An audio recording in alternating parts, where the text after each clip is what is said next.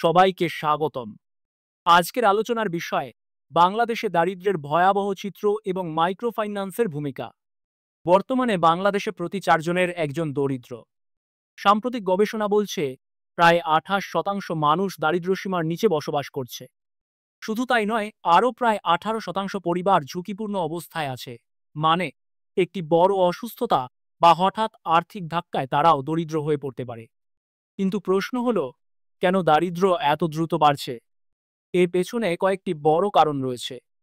Corona পরবর্তী অর্থনৈতিক প্রভাব, বৈশ্বিক যুদ্ধ ও সংকটের কারণে অর্থনীতির চাপ, দেশে অবিরাম মূল্যস্ফীতি, রাজনৈতিক ও অর্থনৈতিক অনিশ্চয়তা, খাদ্য, চিকিৎসা, শিক্ষা ও বাসস্থানের ব্যয় বৃদ্ধি। এর ফলে আয় ও ব্যয়ের ভারসাম্য ভেঙে পড়েছে।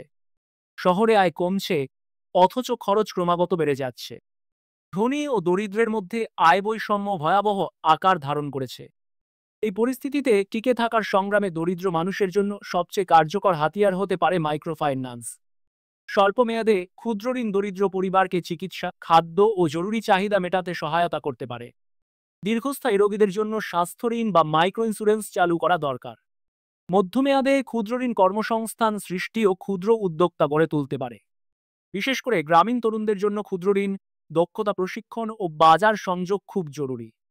দীর্ঘমেয়াদে সঞ্চয় কর্মসূচি ও সমবায় ভিত্তিক মডেল দরিদ্র পরিবারকে আর্থিক ধাক্কা মোকাবিলায় সাহায্য করবে। একই সাথে ডিজিটাল লেনদেন ও মোবাইল ব্যাংকিং আরও সহজ করলে দরিদ্র মানুষ ঋণ ও সঞ্চয়ের সুযোগ সহজে পাবে। সবশেষে বলা যায়, দারিদ্র্যের ভয়াবহতা শুধু সংখ্যার খেলা নয়, বরং মানুষের জীবনের বাস্তবতা। এই সময় মাইক্রোফাইন্যান্স হতে পারে দরিদ্র মানুষের প্রধান ভরসা, যেখানে ঋণ, সঞ্চয়, বীমা ও কর্মসংস্থান সব একসাথে কাজ করবে টিকে থাকার হাতিয়ার হিসেবে। ধন্যবাদ। চ্যানেলটি সাবস্ক্রাইব করবেন।